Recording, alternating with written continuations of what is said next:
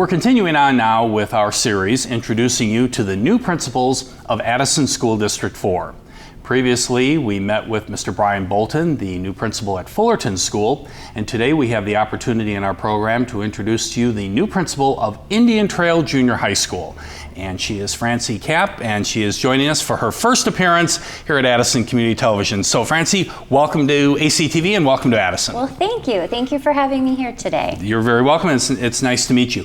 Tell us a little bit about where you come from, Francie, in terms of your career and Sure. other communities and school districts that you worked in before you arrived here in Addison. Okay, so this is my 21st year in education.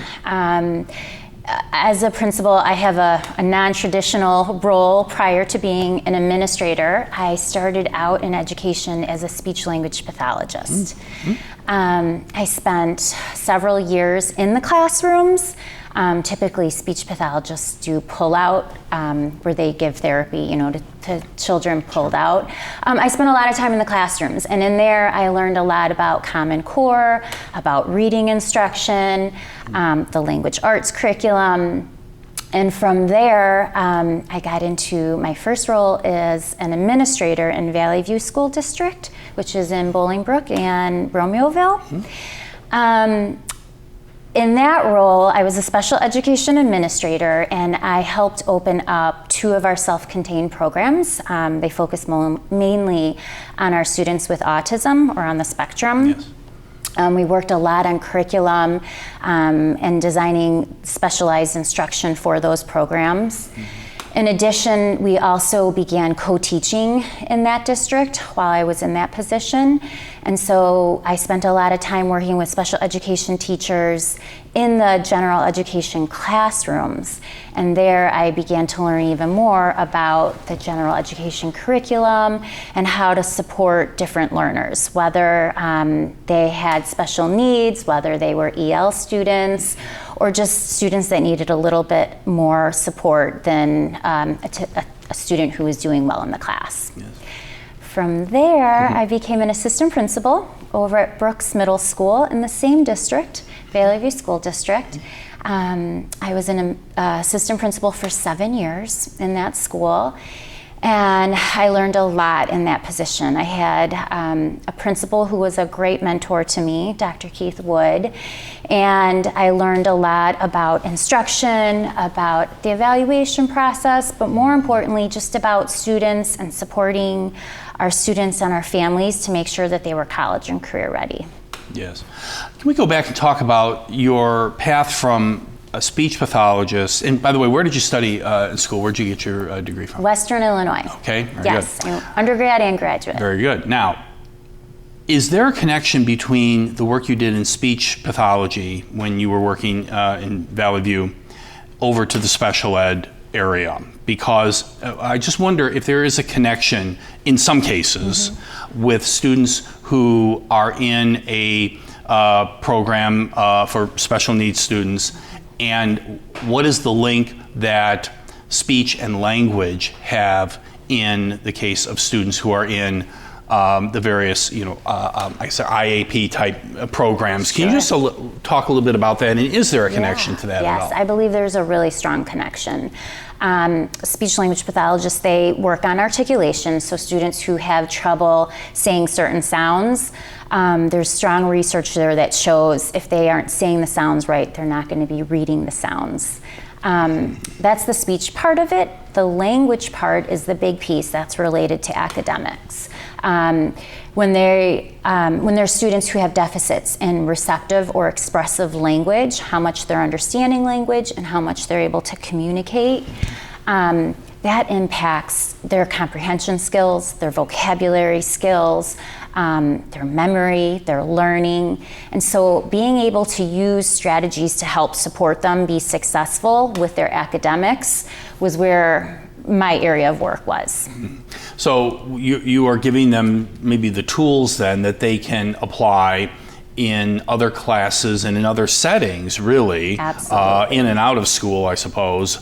However, you are empowering them with, as I said, with skill sets that then they can use going forward. But you've got to find out what the needs might be from the student at that point. Absolutely, yes. So lots of assessments, and there was a range of ability levels that I worked with as a speech pathologist. Sure. So I worked with students who had no speech or language, and they were working on communication boards or little computer tablets to help them communicate.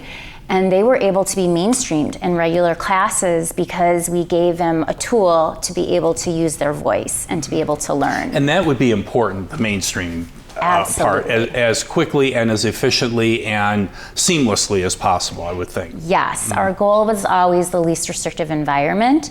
So if they needed extra support, we made sure we provided it to them, whether it was in therapy or within a self-contained classroom. But every year we looked at how to get them to be mainstreamed with their peers. Mm-hmm. And then as an administrator, did you miss the one-on-one, the day-to-day work with the kids that you had been working with? I did, and so I was known to be in the classrooms. At least once a day I was pushing into classrooms because I needed that connection. And that's actually why I left becoming an administrator at the district level and went back to being an assistant principal, because that helps me grow, is to be able to see where the magic's happening in the classrooms and with the teachers. Right. Well, let's talk about teachers and faculty, since you kind of bring that up. Sure. How do you see your interaction with the staff level, your professional staff, your faculty, and then the many support people, probably too numerous to name, at Indian Trail? What will be some of the things that you would like to do going forward, working with the staff? How will you be interacting with them? They probably have various committees and curriculum groups and grade level groups that they work in. So where do you see your role being with working with your staff? So my first point of entry is, I started July 5th. I reached out, I sent them communication. I want to meet with each of them. I think it's really important. And we're a large staff, and I think it's very possible to be able to just have that connection, because it has to start with trust and building relationships with staff and with teachers. And so being able to connect with them, knowing what their family dynamics are like, what they teach, what's important to them. Being a new principal there, I want to learn what's working really well there, and then what areas they feel they would like to see a change in. But before I do all that, I just need to learn who they are, make connections with them, spend some time with them, and being very visible. So like you had mentioned, being a part of any meetings that are taking place, understanding the curriculum, the instruction, how things were designed, and where we want to go from there. Have you met some of these folks already through your interview process at District 4? Yes, yes. I was fortunate enough to have quite a few people come to my own interview, but then since I've been in the building, I've had a chance to meet with some of the staff, and I've already scheduled meetings where I've met a few of them, and again, just learning about who they are, what's important to them, and how we can come together and have a vision to help student outcomes. How do you balance challenges of, well, this is how we've always done things, and let's face it, in any organization you're going to have that. Well, culturally, this is how we do things here, and you're trying to learn and acclimate, and you're running this through all your mind going, I've never heard of this process before, or I have heard of this, but it was approached differently in Valley View, for example. So Sure. Could that be difficult for you, and how do you think you're going to navigate through something like that? I think that's something I always have to keep in mind. But it's really important for me to be a listener and a learner before making any changes. So just taking the time to listen to what's working really well, like I had mentioned, taking the time to see the data and how our students are performing academically and where we want to go with that. And then when we make changes, I want to be collaborative. I'm going to set that vision and we're going to move forward, but I want to make sure that we're doing this together collectively. Right. How about the students? Now, you've worked in the middle school, the junior high school environment, as you mentioned earlier. It must be interesting to have, I don't have a child in the middle school anymore, he's long since past that, but I'm just wondering, what are students thinking about today? What are their issues that they're dealing with today? And they may not always be school related. Sure. They could be family related. They could be things that are outside of school, but let's face it, they're going to make their way into school eventually. And every student is different, and you've got 1,200 of them waiting for you in just a few weeks. So what do you know of the challenges that a middle schooler, which we're talking, 12-ish, 13, 14 years old, what are they facing today as maybe when you started in your career 20 years ago? Sure. I think there's some big challenges that they're facing. I think that's why I enjoy being in the middle school. You know, physically, emotionally, they're going through so much at that age. And today's, you know, in today's society, they're facing some big challenges that we didn't face when we were growing up. Social media has made a big change in that. So cyberbullying, feeling comfortable with who they are, making sure that the school's safe, a safe place for them to feel safe where they can take risks in the classroom for their learning, but also so they feel safe in the classroom. That has got to be one of the biggest things I have to make sure I have at the forefront of my mind all the time. And then just making sure we're providing safe spaces for them to develop and learn new skills. You know, middle school is the time where they get to learn if they like running or basketball, or if they like to be in theater, or if there's certain clubs that they're going to feel connected with. It's also a time where they're going to either be really shy or they're maybe mean because they're all learning and they're all coming from a different place and space. And so really teaching them like important values and hopefully connecting with families so we can partner with them and share those values.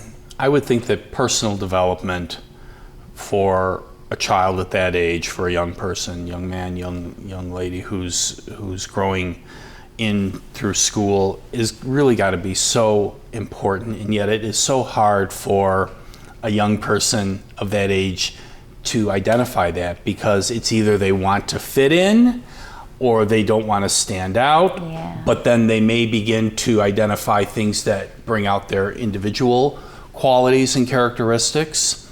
Maybe the color of their hair, for example, or something that might seem kind of innocuous to some people, but it's important to them. So absolutely.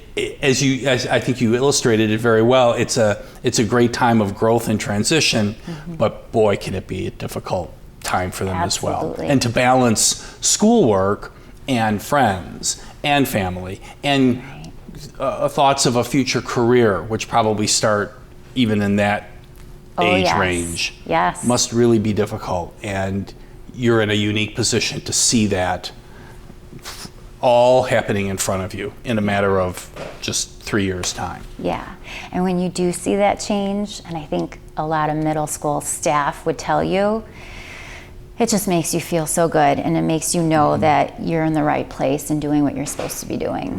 Right. Tell us a bit about your family now. We haven't touched on them. You want to talk about the highlights of the people in your life and some of the people who are your biggest supporters and cheerleaders? Absolutely. So we live in Bolingbrook. I live with my husband, and we have 3 kids. I have a daughter who is about to go into her 2nd year in college, University of Alabama, so she's far. I have a junior, my son Connor. He is in high school over there, really into soccer. We just came back from a championship win this weekend. Wonderful. So, well, congratulations it was exciting. to everyone. Thank you. To the family. Yeah, and then I have an 11-year-old who's about to start middle school himself. So I get it from the parent end and also from the work end. Okay, so how do you bring, or you must bring the parent part of your life into your professional career and vice versa? Absolutely. Which one overpowers the other, or are they kind of interchangeable? They interchange so much, but I love that. So when I'm sitting across the table from a family and they're telling me about their son or their daughter, I understand it a little bit more.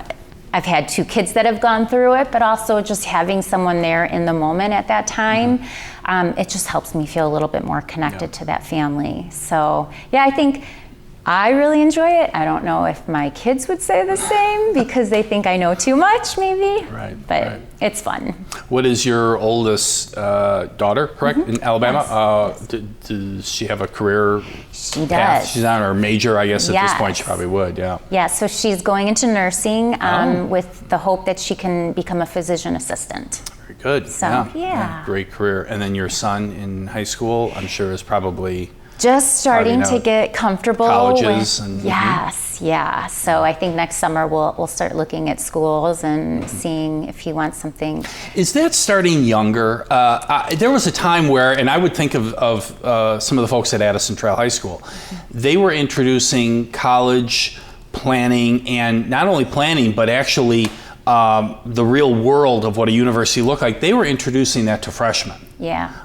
Some years ago, and I'm sure they still do it, and in fact it's probably grown, they would take their freshman class on a field trip to like University of Wisconsin-Madison, for example. Right. So they could get if they've never seen a university campus before, a big university, what it looks like. Is that starting younger now? Does it have to, or is it still kind of have a range? I think it's so important. Yeah, I think the earlier you plant the seed, the better. You know, there's even elementary schools that will take on college themes and have that. And we'll definitely start that at middle school. I'm sure it's already there at Indian Trail because college is so important nowadays. And if it's not college, then making sure we're giving them an avenue to be career ready. And so what tools do they need? What resources do they need to be successful in their career? What kind of training do they need? Yeah. Talk about a student that, you know, they're not the top grade getter, and they're not in an area where there's special services. They're just kind of in the middle of the road there, and they're finding their way through, and maybe they're not too involved in things. And I'm sure Indian Trail, just like Addison Trail and even the feeder elementary schools, have things for students to get involved in. I know there's a very robust student council presence in all of the District 4 schools. What would you like to see, or how do you guide a student who just is kind of hasn't found the way yet? Because I would think that in some cases parents are starting to take note of that too, and they're like, well, what's going on with them in school? We don't know what's happening there. Right. Which I'm sure they can find out because the tools are available and the resources. But that student that just hasn't latched on to something yet, you know, those are the students, how do you approach that? I think those are the students we want to make sure we really get to, because we don't want them to fall between the cracks, right? And get themselves in a place where they're not interested or they don't feel like they can move forward. And so even in a large school, and I come from a large school, it's important to make sure we're making those connections with all of our students and all of our learners. Right. So if it's not athletics and clubs, there's other opportunities out there, even coming to different activities, different family events. And then also connecting with the community. If it's not available within our school, let's reach out to the community and see what's there. I'm so impressed with the library that you have in this community. Right across the street? Yes. It's easy. And the programs that they're offering that we may not have at Indian Trail.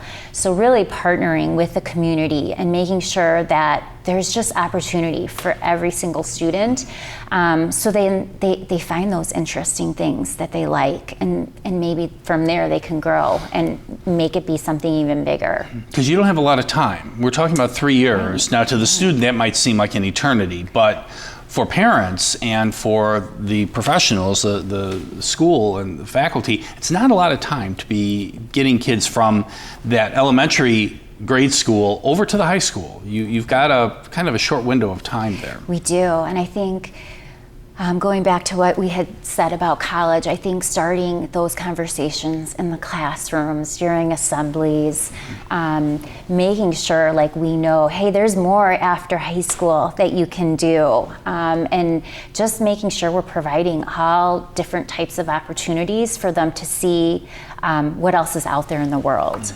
Especially, you know, even my own family, like you're only exposed to certain things, and so being able to provide those exposures and experiences, field trips and whatnot, I think are really important for all our students. How about when you have an issue where there's some family concerns, family dynamics?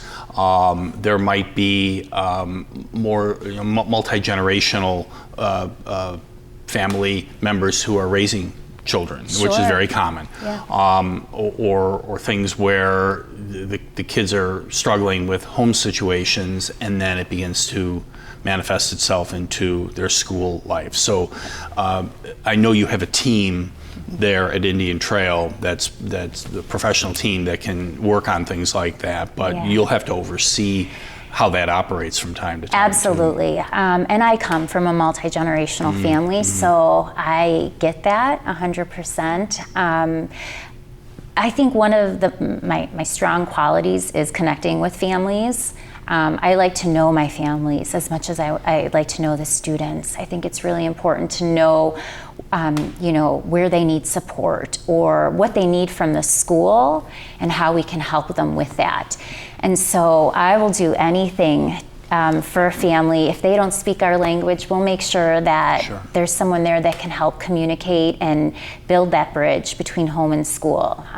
Because the most successful students are the ones that have those tools and supports that they need at home, but at school as well. And Addison, as I'm sure you are finding out, has a very strong presence of social service organizations, nonprofit agencies, and so on in the community. And if you haven't talked with them, you'll meet the folks from the Apple organization, and that's the early childhood component of what we're talking about. But they connect families and their young children with a whole network of social service agencies, health and human service agencies right within Addison to make sure that there's a connection between the early learners, the little ones, before they even get into school, and those various services. Because parents, a lot of times, especially when they're newer parents, they don't know where to turn, and they feel that, oh, you know what, I think we need some help with something here. And that's what this collaborative does, is they connect the two together. Absolutely. Those organizations that you just spoke of is something I need to learn about right away, know what resources are available to those families, just so I can help provide that support. Right. How do you like to celebrate wins? Every school does it, and they all I think they sometimes try to top each other. There might be a little bit of a competitiveness, and why not? We've got nine buildings here in Addison, so why not? District 4 buildings. But how do you like to celebrate wins? Not only with just see the kids celebrate and be honored for their achievements, but really for the greater school community that you are now going to be the leader of. What are some of the things that you've done maybe in the past that were sort of fun or successful? Sure. And then what do you think you'd like to bring going forward here at Indian Trail? So everyone likes a good celebration, right. Myself included. We'll take the small wins and we're going to take the big wins. Big wins are, we want our students to be college and career ready. We want them to be ready for Addison Trail High School or any other high school that they're going to. So that means academically they need to have those skills to be ready to be successful there. Those are the big wins. But the smaller wins are just as important because they lead up to the bigger wins. And so celebrating them any way we can. And so in the past, we have done all school assemblies. We've done reward nights. Students who have done well on IAR, we've gone to their homes and put signs in their yard to celebrate Define what them. that is. That's an IAR. Good, yes. New acronym for me. So. Illinois Assessment for Readiness. Okay. And so that's your reading and your math assessment skills. Yes. And so when they do, it's a state assessment. So when they do well, you have to have a 4 to, make sure you're meeting, and a 5 is exceeding. So in the past, when we've had students that have had a level 5, staff and I have gone from home to home on a cold fall day, and we'll give the students a certificate and we'll put a nice sign in their yard and we celebrate them. Right. So I like to celebrate them, but I think the teachers, they worked so hard, and our staff, they need to celebrate them too, because it feels good to celebrate people. Yeah. And I also think we need to celebrate them with our families too.